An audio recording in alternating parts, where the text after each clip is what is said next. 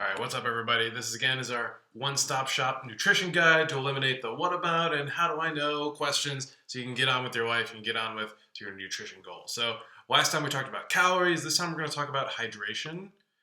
It might seem, oh, here we go. Okay. It might seem sort of simplistic. It might seem kind of reductive to talk about this, but it's, I think, one of the most overlooked and underemphasized factors of nutrition. And it kind of is something that we have to talk about and get a handle on before we really do anything else. So now you have a general awareness of overall calories, of the general energy balance you need to be thinking about. Now we're going to talk about sort of the exact cellular function that nutrition is going to address. So we're going to start getting into some deeper weeds here, but I think if you stick with me, it's all stuff that you're going to be able to understand and internalize and should help actually drive some change here. So the next most important thing after calories is water.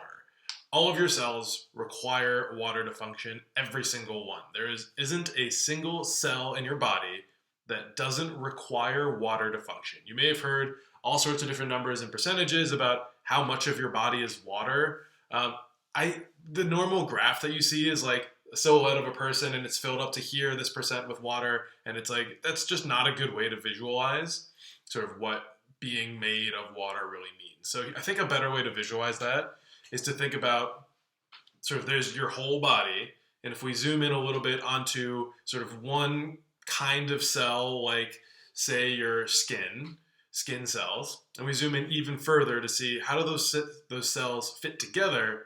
They're bathed in water, basically. That's a little bit simplistic, but it's a different way to think about it. Let's zoom in even further into your veins and your arteries. Well, those cells are held together by their specific cellular structure, how those cells sort of talk to each other and connect. But inside of those cells, because again, it gets even smaller, there's water that smaller parts of the cell live in. That's really what we mean by your body is mostly made of water. Water is sort of this fluid in which everything sort of sits, and that's how everything is sort of stuck together, basically. So if you're not drinking enough water, you're putting a strain on your system. You're taxing your body in a way that it can't recover from on its own. We can't spontaneously produce water to fill those cells. Your cells are then not getting all the nutrients they need, and they're basically starving is kind of a good analogy, right? It's like if you didn't get enough food, and so you would lose weight. And that's a thing that's generally good for the whole system, but it's not good from a cell-by-cell perspective. So we need enough water so that all of your cells are healthy. Think about all the times that you've seen like a commercial on TV or someone has talked to you about like antioxidants and the benefits of eating, like drinking red wine or eating chocolate, or like acai berries were a big thing for a little while. What those things are doing is essentially sort of replacing water for people who aren't drinking enough water. A lot of the benefits that you're going to see from eating those things are replaced by just hydrating enough, and you don't really have to worry about that so much. The reason why those things, again, like the acai berries and pomegranate juice was big for a while too, full of antioxidants.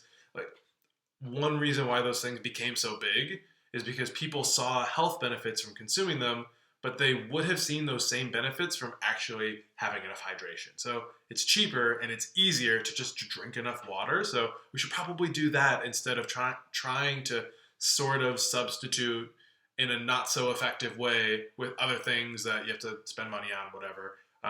One thing that we should ask ourselves is who benefits from us buying juices and like cleanses and specific products instead of just drinking water, which you pay for already separately to a utility company. The people who sell those products benefit from that.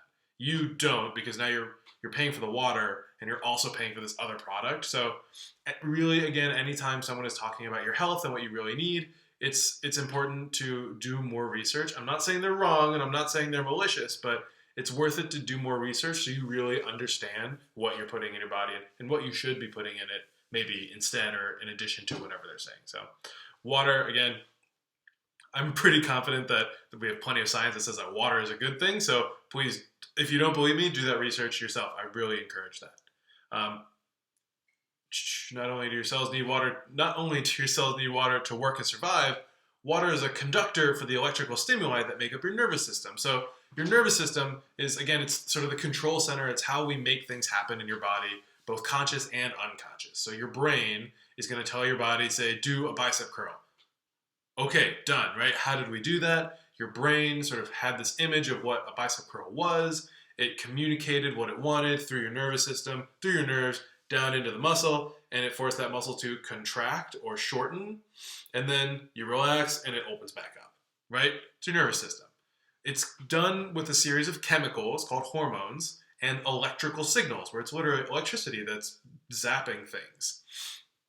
Water is a conductor. We need water to make those things happen. So if you ever think about like cramps, like if you ever get muscle cramps and someone says, oh, you didn't drink enough water, that's exactly what's happening, is there isn't enough sort of conductive potential for your body to appropriately apply the hormones that it needs in order to sort of to function.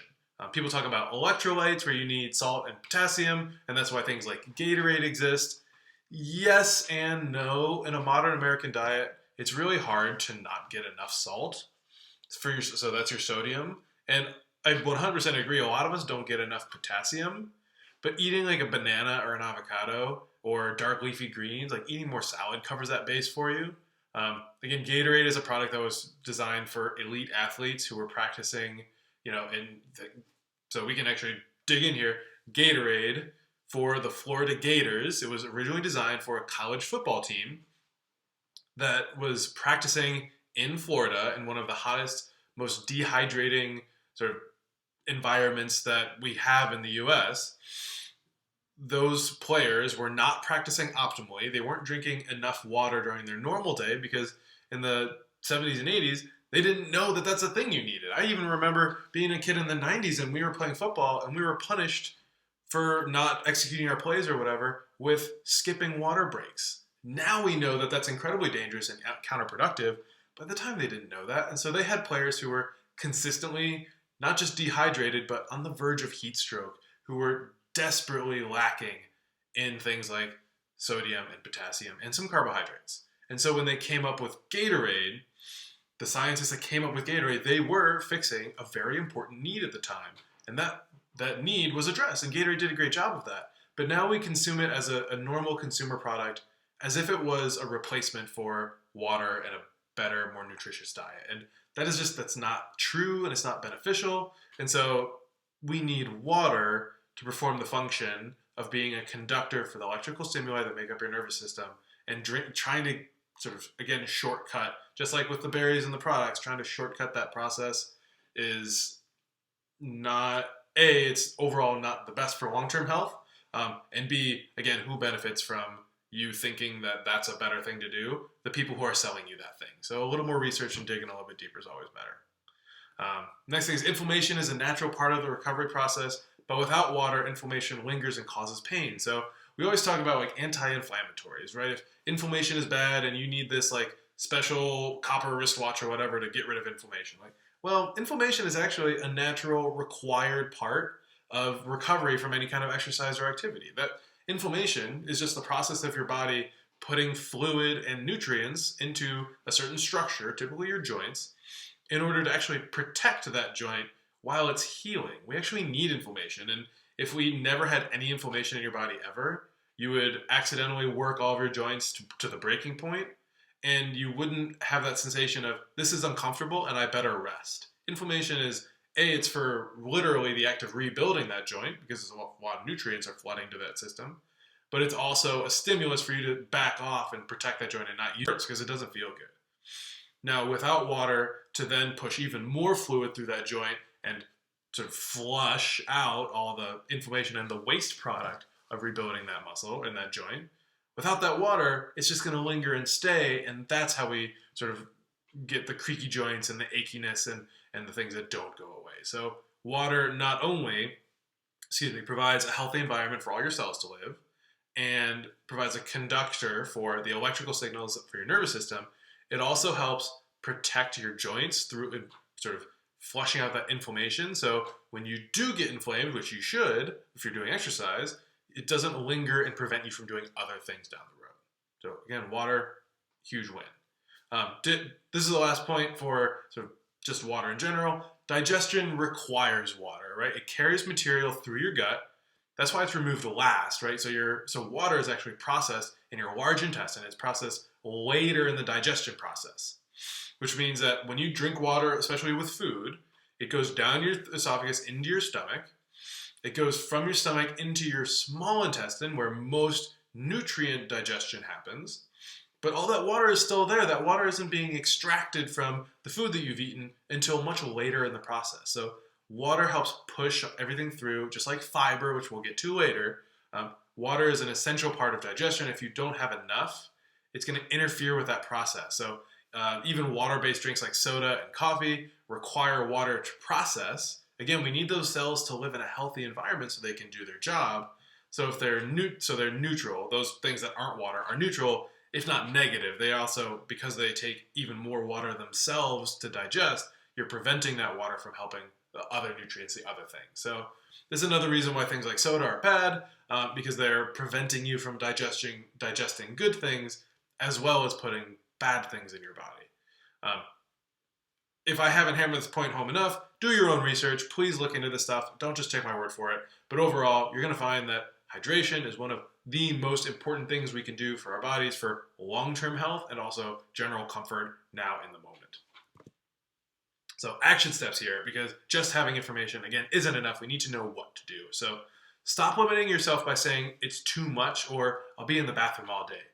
Yes, there is an adjustment period, and you will react a certain way when making a big change, like going from drinking 30 milliliters of water, which is very, very little, to hopefully a more healthy number, which we'll get to in a second. There's going to be an adjustment period, and you will be going to the bathroom more because your body isn't sure what to do with all of this new water, but it's worth it to get through this. Just limiting yourself and saying in your mind, I can't because of this discomfort reason, is not a reason to not pursue this. All change in your body is going to be uncomfortable because your body wants to stay the way that it is. But we've already determined you're paying attention to this because you aren't happy with the way that your body is right now. So it's worth it to go through the discomfort and the change required to make this happen. So stop limiting yourself. Drink the water. Yes, there will be an adjustment period and it will be hard. It won't be comfortable. That's okay. It's worth it. Get through it. Drink half of your body weight in ounces of water a day. Now, this is a very loose number, but I guarantee that it's probably more than you're doing right now. So if you weigh 200 pounds, drink 100 ounces of water. If you weigh 150 pounds, drink 75 ounces of water. This math, super easy. Again, it's not about hitting your exact number and like filling up your water bottle and then pouring out like 2 ounces because it's just a little bit too much. Don't worry about that. Have a water bottle that has measurements, unit markings on it, so you actually know how much you're drinking, and drink X many bottles in order to get to your number in a day. Carry that water bottle everywhere with you and find ways to remind yourself to drink. A common one is to set an alarm every hour so it goes off and you just, even if it's just a sip of water, just something, drink that water. If you're a person who likes getting up to walk around and take breaks at work, walk to the water cooler and drink a bunch of water. There's ways to work this into your day. You are the only one that will hold you accountable to making this happen. So you are the one that's on the hook to find ways to make it happen. So again, I like the water bottle method, but it's whatever works for you. Start your day with a big glass of water to at least start something, right? So at least get something in you right away. That's a pretty easy part of your routine, is to just wake up. There's already a glass by the side of your bed because you've put it there. Boom, slam that glass, and now you already have started the day with some water. You already have to pee anyway, so that's not going to exacerbate that, right? You just drink, go to the bathroom. Easy. Most folks find that they're also, if you identify as someone who isn't hungry in the morning, that's a different problem we'll talk to later about appetite, but drinking that water helps get things started without making you nauseous and will actually help you feel a little more hungry so that you can eat a breakfast that gets you a little more energy and starts your day better.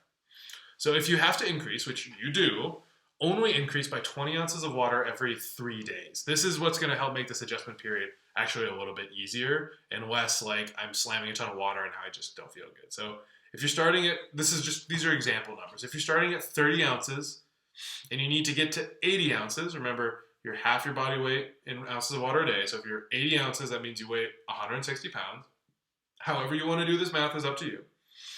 If you're starting at 30 ounces and need to get to 80, say it's Sunday. On Monday, start with 50 ounces. That's 20 ounces extra. Monday, Tuesday, and Wednesday. And then Thursday, Friday, and Saturday, you're going to bump that up to 70 ounces. And then on Sunday, you've gotten to the end of that week. That's when you start your 80 ounces, and now you're on track. That way you have a little bit of buffer so that it doesn't feel like it's just completely overwhelming. But you also have a schedule and a routine to hold yourself accountable to so that you're increasing as you go.